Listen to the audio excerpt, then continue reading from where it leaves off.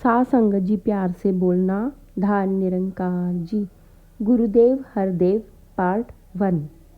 गुरुदेव हरदेव के लिए दिल्ली से अवकाश पाना काफ़ी कठिन होता है, परंतु फिर भी आप अपने व्यस्त कार्यक्रम में से कुछ ना कुछ समय निकालकर स्थान स्थान पर पहुंचते हैं।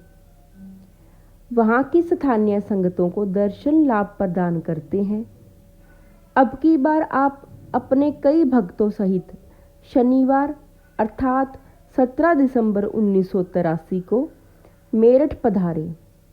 शनिवार को जहां आप ठहरे वहां श्रद्धालु आपका आशीर्वाद प्राप्त करने के लिए निरंतर आते रहे। दूसरे दिन रविवार को RA बाजार तोपखाना राज मोहल्ला के विशाल मैदान में प्रातः 10 बजे से दोपहर 1 बजे तक एक विशाल सत्संग संपन्न हुआ। आपने अपने प्रवचन में फरमाया, गुरसिख गुरु के अनन्य भगत को कहा जाता है। इसका अर्थ यह है कि जो व्यक्ति गुरु के आशयानुसार चलता है वही असल में गुरसिख कहलाता है। एक सच्चा गुरसिख मीठा बोलता है, नम्र भाव में रहता है, कभी किसी का अनादर नहीं करता और गुरु निरंकार के इश्क में हर पल मस्त रहता है। गुरसिख के मन में से अपने पराय का भाव मिट जाता है। गुरसिख सबके भले में अपना भला समझता है, इसलिए वह सबका भला करने में हर पल लगा रहता है। उत्तर प्रदेश और राजस्थान के कुछ नगरों की कल्याण यात्रा दिल्ली से आरंभ हुई। पहला पड़ाव था फर्रुखाबाद। यहाँ 24 तारीख को सायं 4 बजे से 6 बजे तक एक धर्मशाला में सत्संग का कार्यक्रम हुआ। फर्रुखाबाद के अतिरिक्त आसपास के गांवों से भी संगतें आई हुई थी। सतगुरुदेव ने फरमाया, यहाँ लगभग ऐसे महानुभाव बैठे हैं जो दिन रात मेहनत मजदूरी करके अपनी गुजर बसर उद्र पूर्ति करते हैं। आपको देखकर लोग इस शशोपंज में पड़ जाते हैं कि ये भक्त कहाँ से आए या ये भक्त कैसे हो सकते हैं। भगत उनके ध्यान में वे होते हैं जो सब कुछ त्याग कर जंगल पर्वतों में जाकर दिन रात तपस्या करते हैं।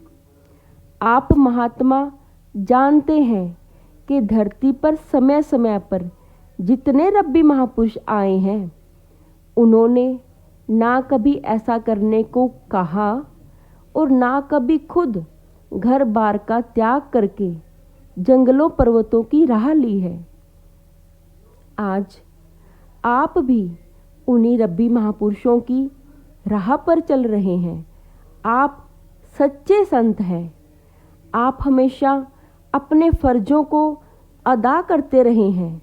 दसा नोहादी किर्त कमाई, दसों नाखूनों अर्थात दोनों हाथों द्वारा की गई कमाई करके अपने परिवार का पालन पोषण करते हैं। संत निष्काम भाव से कर्म करते हैं। किसी छल कपट फरेब से दूसरे के धन को हरने की कोशिश नहीं करते।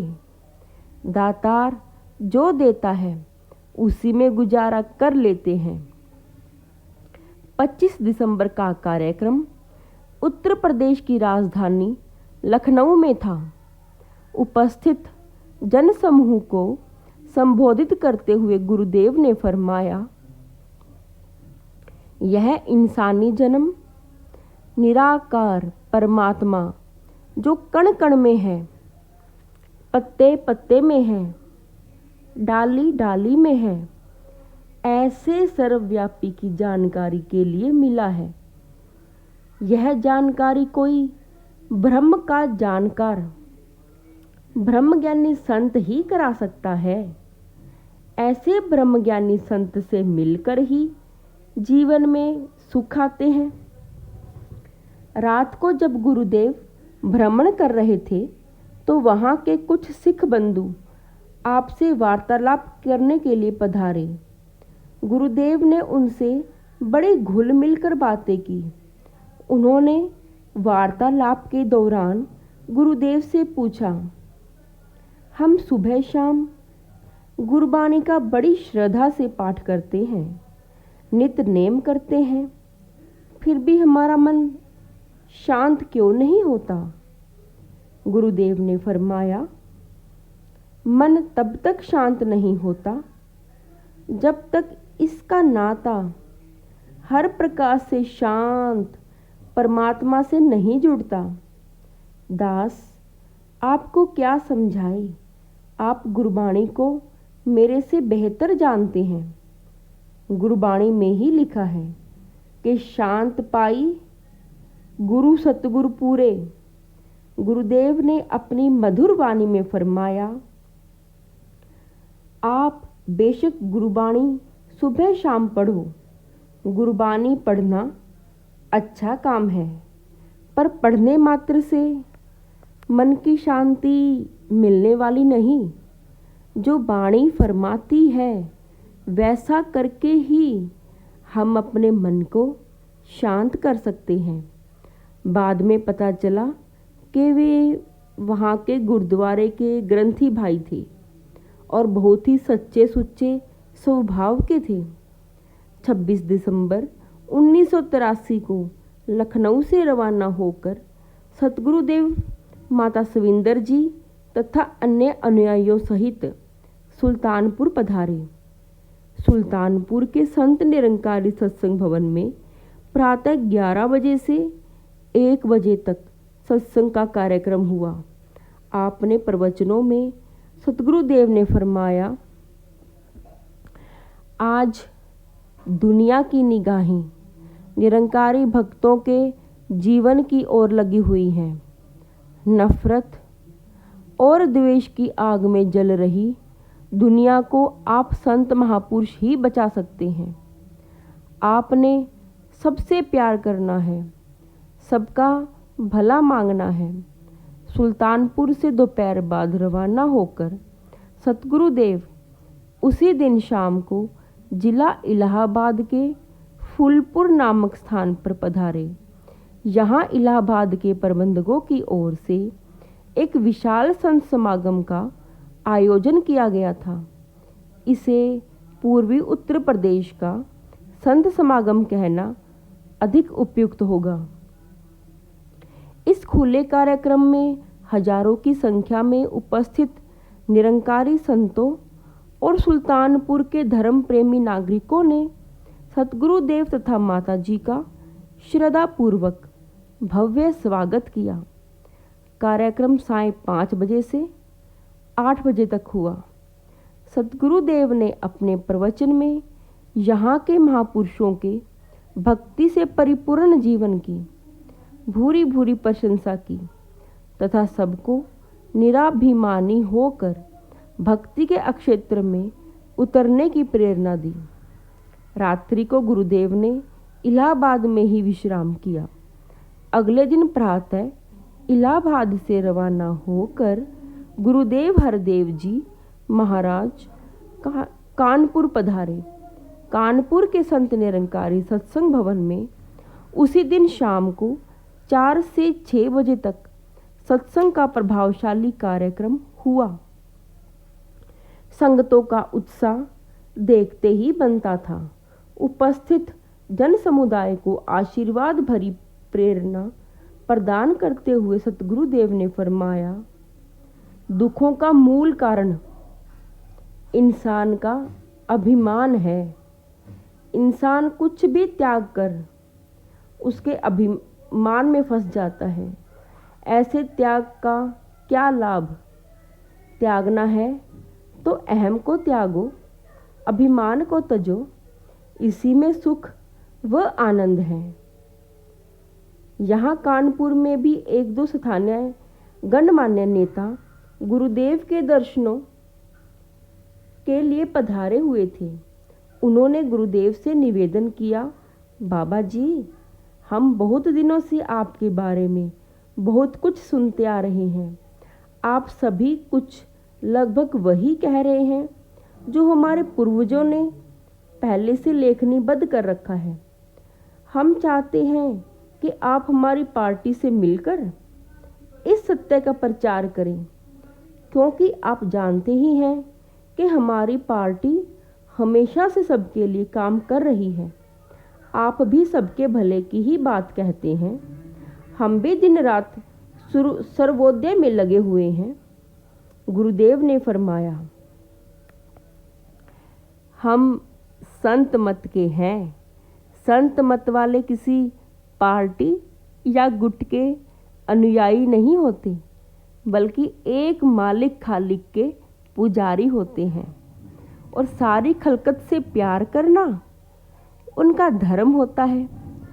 संत मत दुनियावी आधार पर किसी को इकट्ठा नहीं करता, बल्कि एक को जानकर एक होने की बात करता है।